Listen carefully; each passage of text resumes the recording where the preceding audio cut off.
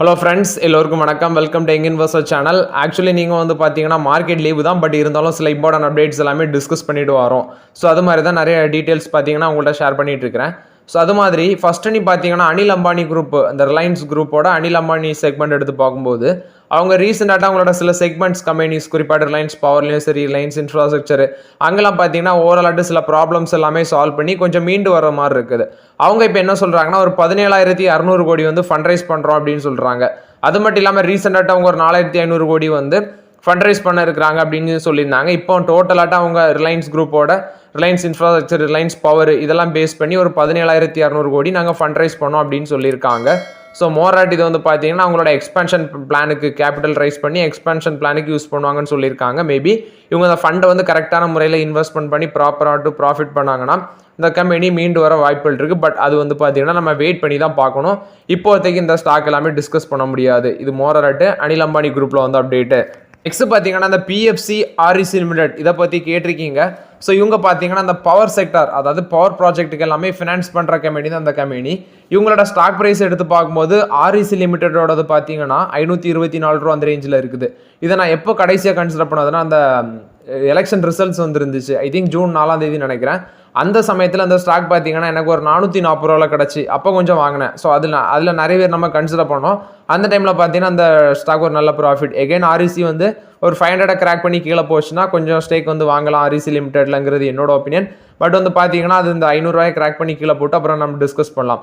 அதே மாதிரி தான் பிஎஃப்சி லிமிடெடும், அதுவும் வந்து பார்த்தீங்கன்னா ஒரு 400 ரூபாய்க்கு பிரேக் பண்ணி கீழே வந்துச்சுன்னா எகன் வந்து பிஎஃப்சியில் வந்து கன்சிடர் பண்ணலாமா வேண்டாமான்னு சொல்லி டிஸ்கஸ் பண்ணலாம். மோராட் இப்போதைக்கு வந்து பார்த்தீங்கன்னா அந்த 2 செக்டார் ஸ்டாக்லையும் வெயிட் பண்ணுறது நல்லதுங்கிறது என்னோட ஒப்பீனியன். பிபிசிஎல் கொடுத்த அப்டேட், இவங்க ஒரு 60,000 கோடி பார்த்தீங்கன்னா நெல்லூரில் வந்து இன்வெஸ்ட்மெண்ட் பண்ணுறாங்க. பெட்ரோகெமிக்கல் காம்ப்ளெக்ஸ் வந்து செட்டப் பண்ணுறதுக்கு. ஸோ 1000 ஏக்கர் லேண்டில் தான் செட்டப் பண்ணுறாங்க. 12 மில்லியன் டன்ஸ் பர் ஆனம் வந்து பார்த்தீங்கன்னா ப்ரொடக்ஷன் பண்ணலாம் இந்த பிளான்ட்ல அப்படின்னு சொல்கிறாங்க.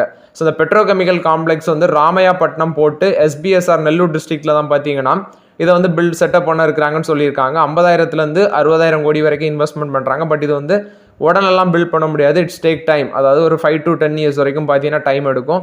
மேபி இது ஒரு விஷன் மாதிரி தான் அவங்க சொல்கிறாங்க. மோராட் இது வந்து பிபிசியில் பொறுத்த வரைக்கும் ஒரு பாசிட்டிவ் அப்டேட்டு. நெக்ஸ்ட் நீ பார்த்தீங்கன்னா ஐஓசியில் பற்றி கேட்டிருக்கீங்க. என்கிட்ட ஒரு 170 ரூபா அந்த ரேஞ்சில் வந்து ஆவரேஜ் ஆட்டு வச்சிருக்கிறேன். ஹோல்ட் பண்ணவா, செல் பண்ணவா, அக்யூமுலேட் பண்ணவான்னு கேட்குறீங்க. மறுபடியும் 150 ரூபாய்க்கு கீழே வந்துச்சுன்னா ஐஓசியில் வந்து அக்யூமுலேட் பண்ணலாம். பட் இப்போதைக்கு வெயிட் பண்ணுங்க. ஐஓசியில் மேபி எனக்கு தெரிஞ்சு 168 அந்த ரேஞ்சில் இருக்குன்னு நினைக்கிறேன் ஐஓசியில். ஸோ இப்போதைக்கு ஐஓசியில் வந்து ஹோல்ட் பண்ணுங்க. 150 கிராக் பண்ணி கீழே வந்துச்சு ஒரு 145 ஒரு 140 தாண்டி வருதுன்னா, இறங்கி வருதுன்னா நம்ம வந்து டெஃபினட்டாக ஐஓசிஎல்ல கொஞ்சம் கன்சிடர் பண்ணலாம். இது வந்து ஐஓசிஎல் இந்தியன் ஆயில் கார்பரேஷனை பொறுத்த வரைக்கும் அப்டேட். இப்போ 170 ரூபா ஆவரேஜில் வச்சிருக்கேன்னு சொல்கிறீங்க. ஸோ அது வந்து அப்படி நீங்கள் விற்றீங்கன்னா உங்களுக்கு லாஸ் தான். ஸ்டாக் ப்ரைஸ் வந்து 168 ரூபா வந்துடுச்சு. ஸோ இப்போதைக்கு அதை ஹோல்ட் பண்ணுறது தான் பெட்டருங்கிறது என்னோட ஒப்பீனியன். நெக்ஸ்ட் நீ பார்க்கும்போது எஸ்பிஐ, அவங்க வந்து ஹெட் கவுண்டை வந்து இந்த ஃபினான்ஷியல் இயரில் 10,000 மாட்டி இன்க்ரீஸ் பண்ண இருக்கிறாங்க அப்படின்னு சொல்லியிருக்காங்க. இது வந்து ஸ்டேட் பேங்க் ஆஃப் இந்தியா கொடுத்த அப்டேட்டு. நெக்ஸ்ட் அமுல் பார்த்தீங்கன்னா யூரோப்பியன் மார்க்கெட்டுக்குள்ளே வந்து என்ட்ராக இருக்கிறாங்க. அதாவது யுஎஸ்க்கு அப்புறம் அவங்க வந்து யூரோப்பியன் மார்க்கெட்டுக்குள்ளே என்ட்ரியாக இருக்கிறாங்க அப்படின்னு சொல்லியிருக்காங்க. இவங்க குளோபலி வந்து பார்த்தீங்கன்னா இவங்களோட ஃபுட் பிராண்டையும் டைரி பிஸ்னஸையும் எக்ஸ்பேண்ட் பண்ணிட்டு வராங்க. கிட்டத்தட்ட இவங்களோட டேன் ஓவரே 80,000 கோடிக்கு மேலே இருக்குது. இவங்க கிட்டத்தட்ட ஒரு 36 லட்சம் ஃபார்மர்ஸ் பார்த்தீங்கன்னா இவங்க கைவசம் வச்சிருக்காங்க. இது மோராட் அமுல் கம்பெனியை பொறுத்த வரைக்கும் அப்டேட்டு. யூரோப்பியன் மார்க்கெட்டுக்குள்ளேயும் பார்த்தீங்கன்னா என்டர் ஆகிறதுக்கு ரெடியாக இருக்கிறாங்க அப்படின்னு சொல்கிறாங்க. நெக்ஸ்ட் அதானி குரூப் ஸ்டாக்ஸில் வந்து ப்ரொமோட்டர் ஹோல்டிங் பார்த்தீங்கன்னா இன்க்ரீஸ் ஆயிருக்கு. பட் எஃப்ஐஎஸ் வந்து ஸ்டேக்கை கட் பண்ணியிருக்காங்க. அதில் கவனிக்க வேண்டியது அதானி கிரீன் எனர்ஜியில் எஃப்ஐஎஸோட ஸ்டேக் வந்து 16.91% இருந்தது. இப்போ 15.2% ஆட்டு குறைஞ்சிருக்கு. GQG partners emerging market equity fund வந்து 1.60% ஆட்டு ஸ்டேக் இன்க்ரீஸ் 1.60%லேருந்து 1.62% வந்து பார்த்தீங்கன்னா இன்க்ரீஸ் பண்ணியிருக்காங்க. அதே மாதிரி இவங்க கோல்ட்மேன் சாக்ஸ் GQG partners international opportunities fund 2.56 இருந்ததை இப்போ 2.59 ஆட்டி இன்க்ரீஸ் பண்ணியிருக்காங்க அப்படின்னு சொல்கிறாங்க. ப்ரொமோட்டர் ஹோல்டிங் வந்து 57.52% இருந்தது, 60.9% ஆட்டி இன்க்ரீஸ் ஆயிருக்கு. லைஃப் இன்சூரன்ஸ் கார்பரேஷன் இந்த கம்பெனியில் 1.36% ஸ்டேக் வச்சிருக்காங்க. மோராட் இது வந்து அதானி கிரீன் எனர்ஜியை பொறுத்த வரைக்கும் அப்டேட்டு. நெக்ஸ்ட் ஹிண்டால்கோவும் ஜேஎஸ்டபிள்யூ ஸ்டீலும் பார்த்தீங்கன்னா ஒரு ரேஸில் இருக்கிறாங்க. ஜார்க்கண்டில் வந்து ஒரு காப்பர் மைனை வந்து அக்யூசியேஷன் பண்ணுறதுக்கு.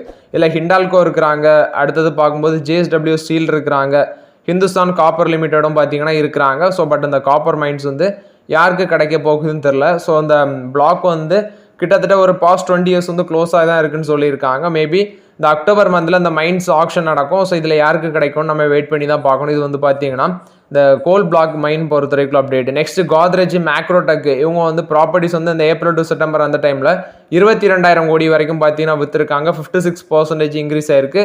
ஸோ இந்த ப்ரீமியம் ஹோம் செக்மெண்ட்டில் வந்து ஒரு நல்ல டிமாண்ட் இருந்திருக்கு அப்படின்னு சொல்லியிருக்காங்க. இந்த 6 மாதத்தில் பார்க்கும்போது கரண்ட் ஃபிசிக்கல் இயரில் 6 மாதத்தில் ஃபஸ்ட்டு 6 மந்தில் கோத்ரேஜ் வந்து 13,800 கோடிக்கு ப்ராப்பர்ட்டிஸ் விற்றுருக்காங்க. மேக்ரோடெக் டெவலப்பர்ஸ் வந்து 8,320 கோடிக்கு வந்து பார்த்தீங்கன்னா விற்றுருக்காங்க. ஸோ மோராட் இது வந்து கோத்ரேஜ் மேக்ரோடெக் டெவலப்பர்ஸை பொறுத்த வரைக்கும் அப்டேட்டு. நெக்ஸ்ட் பேடிஎம் ஒரு அப்டேட் கொடுத்துருக்காங்க. ஸோ இவங்க வந்து பார்த்தீங்கன்னா கன்சியூமர் பேமெண்ட் பிஸ்னஸில் வந்து ஃபோக்கஸ் பண்ணுறோம் அப்படின்னு சொல்லி அந்த கம்பெனியோட சிஇஓ வந்து அப்டேட் கொடுத்துருக்காரு. சிஇஓ சொல்கிறது இந்த கன்சியூமர் பேமெண்ட் பிஸ்னஸில் பேடிஎம் வந்து ஃபோக்கஸ் பண்ண போகிறோம்னு சொல்லிட்டு. ரீசெண்டாக தான் பேடிஎம் வந்து அவங்களோட டிக்கெட்டிங் பிஸ்னஸ் வந்து ஃபுட்டெக் கம்பெனியாக இருக்கிற ஜொமேட்டோக்கு வந்து விற்றுருந்தாங்க. ஆனால் பேமெண்ட் இது பேடிஎம்னு பார்த்தீங்கன்னா இப்போ வரைக்கும் பார்த்தீங்கன்னா லாஸ் மேக்கிங் பண்ணிட்டு இருக்கிறாங்க.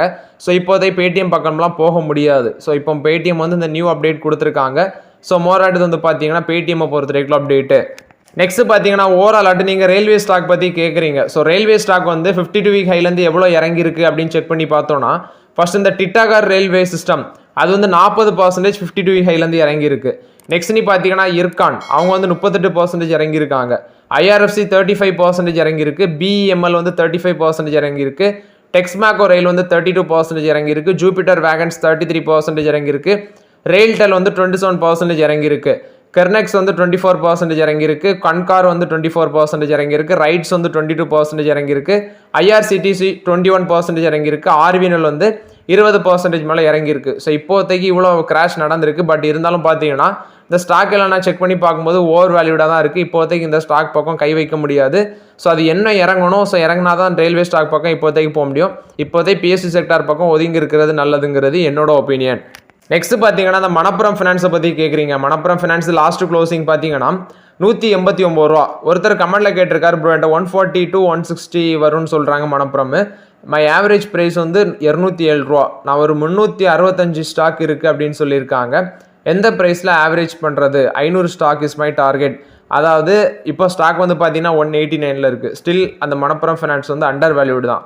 ஆனால் அது இன்னும் எவ்வளோ இறங்கணும்னு நம்மளால் கரெக்டாக கணிக்க முடியாது. பட் எனக்கு தெரிஞ்சு இன்னும் பார்த்தீங்கன்னா ஒரு 20 ரூபா பக்கம் இறங்க வாய்ப்புகள் இருக்குது. மேபி ஒரு 15 rupees வரைக்கும் இறங்க பாசிபிலிட்டிஸ் நம்ம மணப்புரம் ஃபினான்ஸில் இருக்குது. பட் இறங்காமலும் இருக்கலாம். இந்த ரேஞ்சிலேருந்து ஜூமும் ஆகலாம். அது மார்க்கெட்டோட கண்டிஷனை பொறுத்து தான் இருக்குது. பட் என்ன கேட்டால் இது ஒரு அண்டர் வேல்யூடு தான். ஸ்லோவாக நீங்கள் பிக் பண்ணிக்கோங்க. பட் இப்போ வந்து பார்த்தீங்கன்னா இப்போ இருக்க கண்டிஷன்லேருந்து ஒரு 15 rupees வரைக்கும் மணப்புரம் ஃபினான்ஸில் இறங்க வாய்ப்பு இருக்குது. 15லேருந்து ஒரு 20 ரூபா வரைக்கும் பார்த்தீங்கன்னா இறங்க வாய்ப்பு இருக்குது. பட் அது ஒரு லாங் டேர்மில் எவ்வளோ இறங்கணும்னு கரெக்டாக சொல்ல முடியாது. ஒரு 15லேருந்து 20 rupees வரைக்கும் உடனே இறங்க வாய்ப்புகள் இருக்குது.